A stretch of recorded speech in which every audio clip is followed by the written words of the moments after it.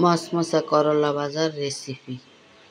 এভাবে করলা আলুয়ে আপনার ভাজি করে দেখেন, খুবই মজা। অল্প মশলার ভিতরে এভাবে করলা ভাজা একবার হইলেও করে খাই দেখবেন, খুবই মজা লাগে করলা ভাজাটা। করলা এই জায়গার মধ্যে লইলাম একটা আলু আর 3টা করলা, উস্তা করলা। লওয়ার পরে একটু লবণ দিয়ে এগুলারে ভালো করে হাত দিয়ে কষলা হালাইম, কষলে কিছু তিতা বাইর করে হালাইম। ভালো করে আপনার ইয়াগুলা কষলাইতে হইব, করে এগুলারে ধুই এক সাইডে রাখে দিলাম। এদিকে কড়াইয়ের মধ্যে পরিমাণ মতো তেল আর একটা পেঁয়াজ দিলাম কুচি করে, দিলাম পরিমাণ মতো লবণ দিয়ে এগুলারে একটু হালকা ভাজি হেলাইম। ভাজা হয়ে গেলে জায়গার মধ্যে কিছু আপনার কাঁচামরিচ দিয়ে, অল্প কিছু দিয়ে, যে যেরকম জাল খান ওরকম দিবেন। এরপরে একটু রসুন বাটা দিয়ে দিলাম, রসুন বাটাটা দিই আবার এগুলার একটু ভাজি নিয়ে। এরপরে এই জায়গার রসুনের গন্ধটা গেলে সামান্য একটু হলুদের গুঁড়া দিলাম, সামান্য একটু হলুদের গুঁড়া দিয়ে আবার এগুলারে ভালো করে ভাজি নিয়ে। এই যে করলাটা আপনার ভালো করে লবণ দিয়ে ধুই এর কষলাই ধুই লইছি।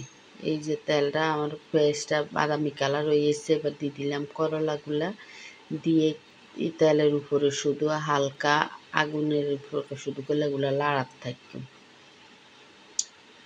এরপরে এগুলার আস্তে আস্তে গ্যাস চুলা মিডিয়াম করে দিতে হইব, দিই এগুলারে ভাজতে হইব।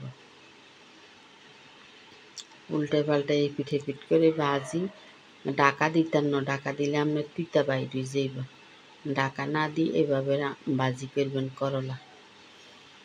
এরপরে এগুলারে এভাবে হাতা হাতা করে একটু মেলি মেলি দিই, কতক্ষণ পরে পরে উল্টে হাল্টায় লাড়ি দিলে মচমচা করলা ভাজাটা রেডি হয়ে যাইব।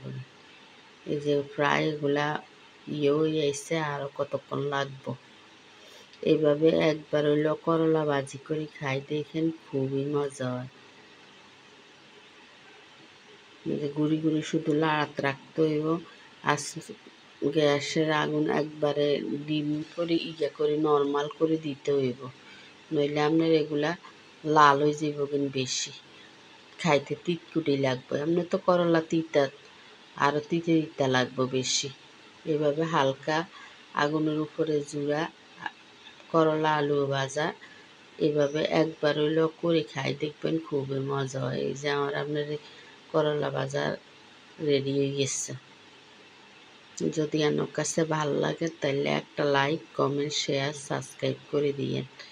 আসসালামু আলাইকুম। এইভাবে একবার হইলেও করলা ভাজি করে খাইছেন, খুবই মজা হয়।